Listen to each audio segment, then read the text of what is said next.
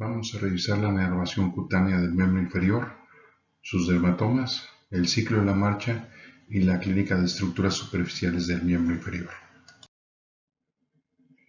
Los dermatomas del miembro inferior, como ya lo habíamos visto, son las franjas de piel inervadas por la mitad de un nervio espinal segmentario. Al igual que en la extremidad superior, también estas franjas más o menos se llevan en una misma distribución como en forma de espiral, tanto de la parte posterior como hacia la anterior, y se pueden más o menos localizar estas áreas por poner un ejemplo. Aquí tendremos en la región inguinal, veríamos al segmento L1 que incluye algunos nervios que inervan esta región, que se conforman de ramas de L1 o L2 o algún otro nervio segmentario. Si lo vemos, en el gran ortejo está inervado tanto por L4 como L5, y el borde lateral del pie y del dedo pequeño será S1. Entonces, algunas lesiones compresivas a nivel de los niveles segmentarios L4, L5, el dolor se iniciará en la parte posterior de la región lumbar o alta de la región glútea, irá dando la vuelta y proseguirá, si es el nervio o el segmento L4, se dará la vuelta por el muslo, por adelante de la rodilla, hasta llegar hasta el dedo gordo del pie. Así lo describen los pacientes. En cuanto a la inervación cutánea del miembro inferior, todos los nervios se localizan en el tejido cerebral subcutáneo, por encima de la fascia lata o profunda, e inervan toda la piel del miembro inferior. Estos nervios son ramos de los plexos lumbar y sacro, salvo algunos nervios que son de L1 o T12. Algunos de los nervios provienen desde la parte posterior de la pared posterior del abdomen y van descendiendo oblicuamente hacia el miembro inferior. Aquí tenemos esquemáticamente la 12ª costilla y abajo de él el nervio T12.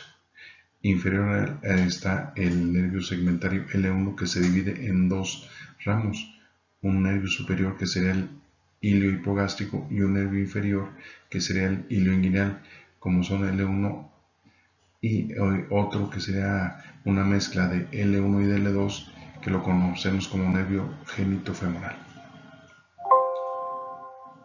Si vemos hasta dónde llegan estos nervios a nivel cutáneo, entonces T12 se quedaría en la parte de la región del hipogastrio, en la parte inferior del abdomen. El T12 con una pequeña franja extendida hacia la parte lateral del muslo. El hilo hipogástrico inervaría la mayor parte de la región inguinal y un poco de la base del pene, así como una parte de la región medial y superior del muslo. El nervio genitofemoral inervaría el área de lo que sería el triángulo femoral, que sería con componentes de L1, L2. El nervio cutáneo femoral lateral, que será un componente de L2, L3, que sería la parte lateral del muslo. Y el nervio cutáneo femoral anterior, que sería por debajo del triángulo femoral, extendiéndose la parte anteromedial y extendiéndose hasta la rodilla. Y los ramos cutáneos del nervio obturador, que aquí lo apreciamos en una pequeña área en la región inferior del muslo. El nervio cutáneo femoral posterior inerva una parte pequeña del glúteo y la mayor parte de la cara posterior del muslo, así como de la fosa poplitea. El nervio safeno es una continuación sensitiva o cutánea del nervio femoral, que inerva la parte medial de la pierna, así como parte del malleolo medial, mientras que el nervio sural inerva la parte posterior lateral de la pierna y parte del talón. En cuanto a los nervios fibulares, el fibular común se divide en un fibular superficial, que es de L4-S1, inerva la porción anterolateral de la pierna y la mayor parte del dorso del pie, mientras que el nervio fibular profundo inerva un área muy pequeña que está en la base del gran ortejo y del segundo dedo del pie.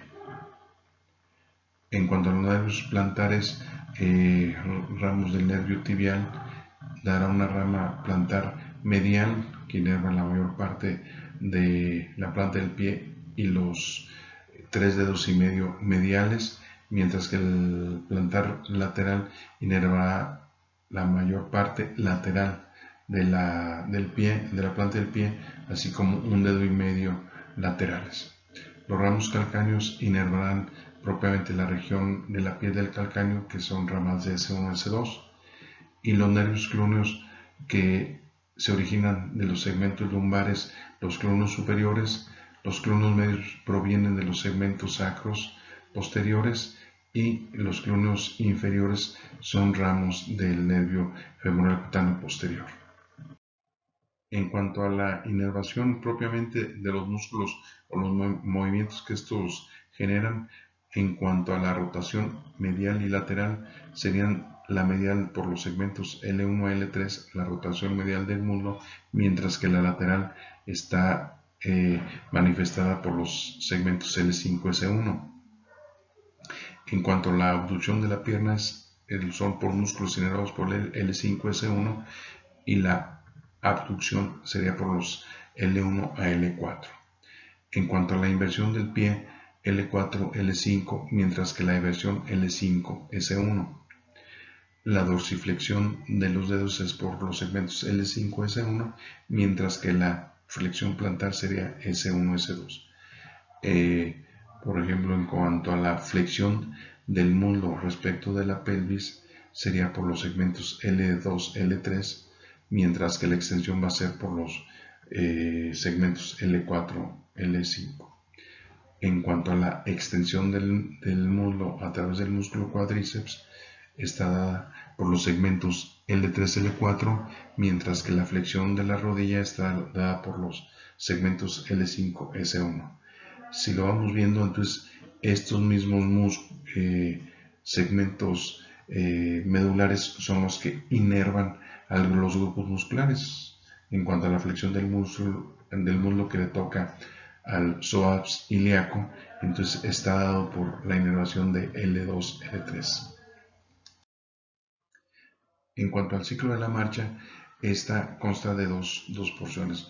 Un ciclo de oscilación donde el miembro que va desplazándose no tiene contacto con el piso, y mientras que el otro tiene una fase de apoyo para soportar todo el peso, y así como la extremidad que va volando o oscilando. La oscilación ocupa el 40% del ciclo de la marcha, mientras que la fase de apoyo es el 60%. Esto en una marcha normal o caminando.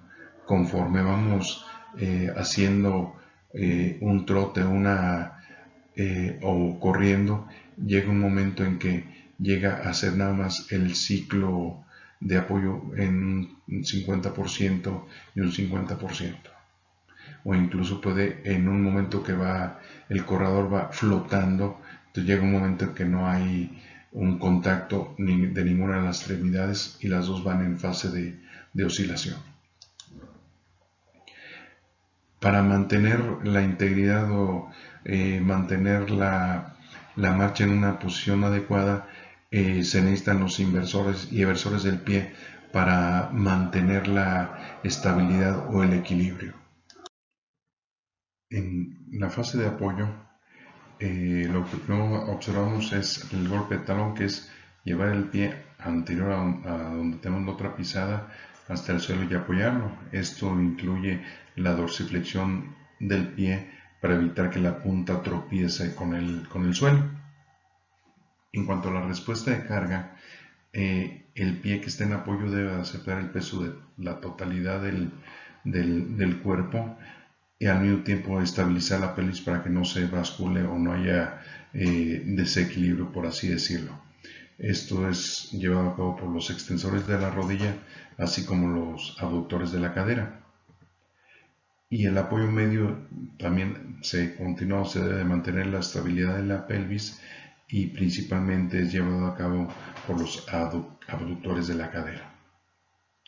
Y el apoyo terminal es acelerar la masa para ofrecer el avance, y esto generalmente es con la acción de los flexores plantares del tobillo y el flexor del dedo gordo.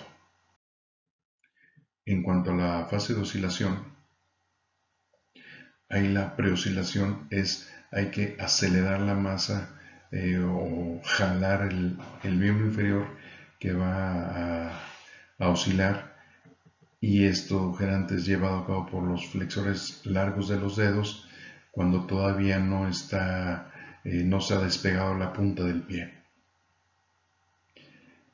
La oscilación inicial es avanzar el muslo y se debe de flexionar la cadera, así como también flexionar los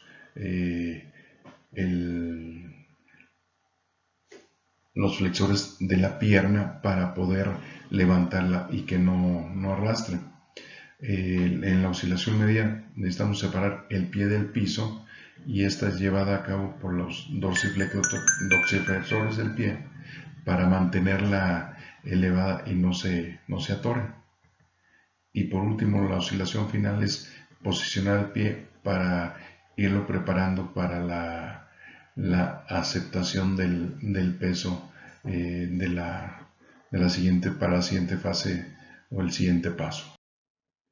En cuanto a la clínica, lo que vamos a observar son algunos de los cambios del ángulo de inclinación, que en general puede ser patológico que sea un ángulo de 90 grados, porque eso también altera la marcha y produce más fatiga, al igual que un ángulo de inclinación muy grande también conlleva que estén golpeando los extremos distales de los fémures o metiéndose las rodillas entre comillas. Otra de las patologías comunes son las fracturas de cadera, donde puede verse afectado el cuello o las regiones trocantéricas o intertrocantéricas, o así como la parte distal de la pierna, o los esguinces de tobillo, donde hay lesiones de los ligamentos que estabilizan nuestra rodilla por una inversión forzada, así como la luxación de los huesos samoideos del primer ortejo, produciendo una protrusión de la cabeza del primer metatarsiano, que se conoce como juanete. Otra de las patologías de las estructuras superficiales son las venas varicosas. Obviamente la gente joven tiene mejores venas y una mejor función muscular, y en general casi no tienen venas varicosas.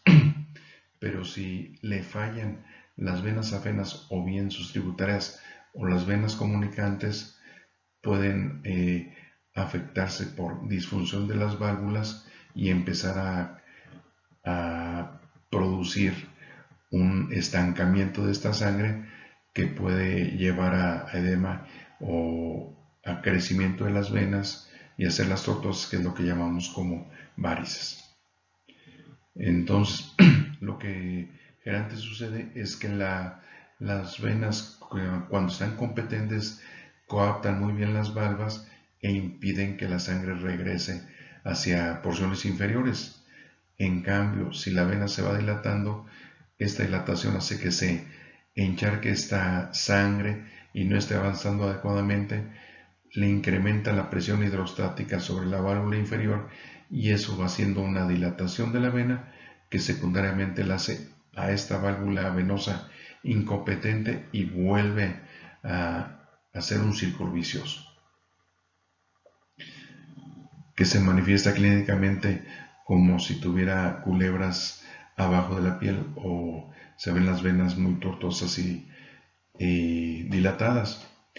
Entonces, lo que hace que las venas estén dilatadas es el incremento de la presión hidrostática intraluminal, o también si las válvulas comunicantes que están entre las venas superficiales y las profundas están incompetentes sus válvulas, la sangre en lugar de ir profunda cuando caminamos tenderá a irse hacia las venas superficiales y se harán más notorias las venas. En general, cuando caminamos, si estamos parados y tenemos venas varicosas, el efecto de empezar a caminar favorece, si están bien las válvulas, el retorno hacia los sistemas profundos y después su ascenso. Si no funcionan bien estas válvulas comunicantes o estas venas comunicantes, la sangre se irá a la superficial y serán más evidentes todas mis varices. Entonces, las venas del miembro inferior son muy susceptibles a sufrir trombosis venosa. Quiere decir que por la misma afección de la pared o la estasis, eso conlleva a que se hagan coágulos en estas venas. Desde hace tiempo hay una triada de Virchow, que es la triada de hipercoagulabilidad, la inactividad muscular o estar inmóvil o con poca movilidad, o bien un daño al endotelio. Estas tres componentes producen trombos en las venas, tanto en las superficiales como en las profundas. Las venas profundas y que hacen trombosis, estos trombos pueden desprenderse de las venas profundas, seguir el trayecto de las venas profundas, las venas ilíacas externas, llegar hasta la cava inferior y llegar al corazón, atravesarlo y llegar hasta los pulmones. A esto es lo que le llamamos una tromboembolia, un trombo que se desprendió y funcionó como un tapón para mi sistema venoso de mi sistema arterial de mis pulmones, perdón. La vena safena mayor o safena magna se utiliza como injertos, generalmente para el bypass coronario o cualquier otro injerto en las arterias periféricas, porque tiene una ventaja de que es accesible, no es indispensable para la vida. Hay una distancia importante entre las venas tributarias y sus paredes contienen muchas fibras musculares y elásticas. Entonces, cuando se utiliza la vena safena como un injerto arterial, entre comillas, esta vena se convierte o se arterializa y puede tolerarlo adecuadamente. Entonces se utiliza para saltar las obstrucciones que hay en los vasos sanguíneos, ya sea a nivel corazón o a nivel de arterias periféricas, y su extracción realmente no produce ningún problema significativo en el miembro inferior, siempre y cuando las venas profundas de esa extremidad estén funcionales adecuadamente. Entonces, ese será un esquema a nivel de corazón. Entonces tenemos una arteria coronaria, hay una obstrucción distal, entonces se conecta un pedacito de la safena mayor a la aorta ascendente y se lleva esta vena derecha sin torcerla y se conecta, o sea, anastomosa distal a la obstrucción, entonces ya la va a poder llegar sangre distalmente. Y si este paciente tenía angina de pecho o dolor de pecho, con esta cirugía se le quita. Otra utilidad de la vena safena mayor es que en pacientes que no encontramos una vena accesible en los brazos para poner un suero, la vena safena siempre es muy constante y ya sabemos que está antero superior al maleolo medial. Entonces se puede utilizar para hacer una venodisección. Se hace un corte a nivel anterior y superior al maleolo y ahí va la vena. Siempre hay que tener cuidado porque aquí junto a ella va el nervio safeno y si se lesiona puede dejar una parte distal con entumecimiento o sin sensibilidad. Otra de las cosas importantes en las extremidades, cuando hay alguna lesión o algún machacamiento, cuando hay una quemadura funciona como si se pusiera un torniquete e impide que haya una circulación distal Si fue en la quemadura en el miembro inferior, a nivel del muslo, distalmente no va a haber una adecuada irrigación arterial y va a impedir el retorno venoso.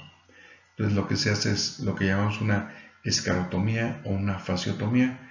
La escarotomía es si la piel está quemada y acartonada, se hacen incisiones para cortar la piel y eso libera la presión y ya puede mejorar la circulación.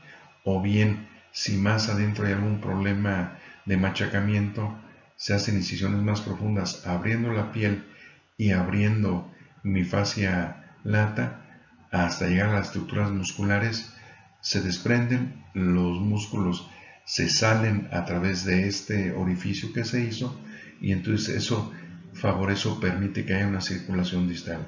Si no se hace una esclerotomía y hay sufrimiento de las extremidades distales, el paciente puede quedar con parálisis por necrosis de los músculos por una inadecuada circulación. Entonces, es una medida de urgencia las escarotomías para abrir la piel quemada y acartonada o las fasciotomías, que aquí la estamos viendo a nivel de una pierna, se hizo una fasciotomía de la fascia plural para que saliera mi músculo y no comprimiera mis vasos sanguíneos y mis nervios.